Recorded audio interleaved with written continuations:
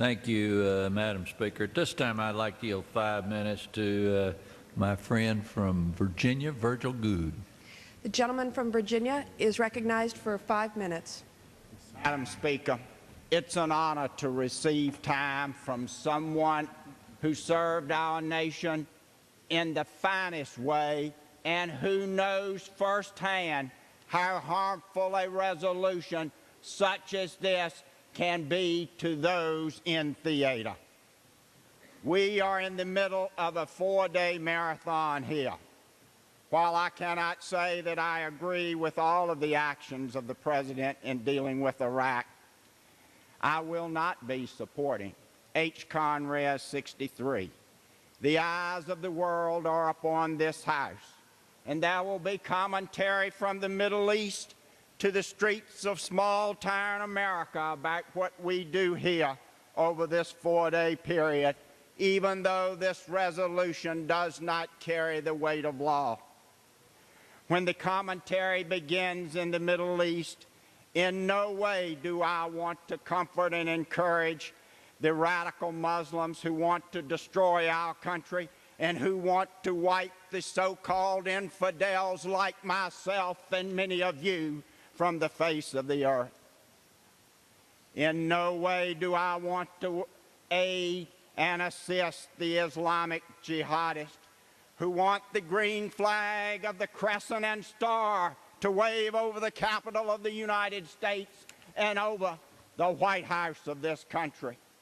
I fear that radical Muslims who want to control the Middle East and ultimately the world would love to see In God We Trust stricken from our money and replaced with In Muhammad We Trust. I'm not sure that reinforcing the existing troops by 20,000 will save us from the jihadists, and I'm not sure it will prevent chaos in Iraq. I do hope that these additional forces will stabilize Baghdad and will lead to democracy and a tolerance of divergent views and religions in Iraq. Unfortunately, the history of that region does not bode well for such conclusions.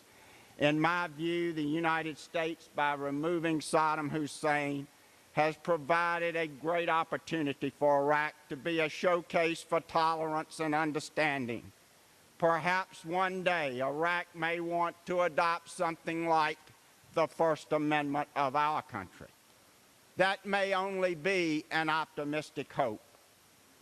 I hope my fears and the fears of others about chaos and calamity prove false. If the Shiite and Sunni controversy escalates and the situations worsen, we could be faced with a clamor to admit thousands and perhaps millions into this country. I call on the President and our Secretary of State to not allow a mass immigration into this country with the dangers and pitfalls that it could bring to our safety and security. The terrorists would surely enter into this country in such a way as the 9/11 terrorists swam around in a sea of illegal immigration before we were struck on September the 11th. Let us vote no, and let us forestall, if not prevent, calamity. And I yield back.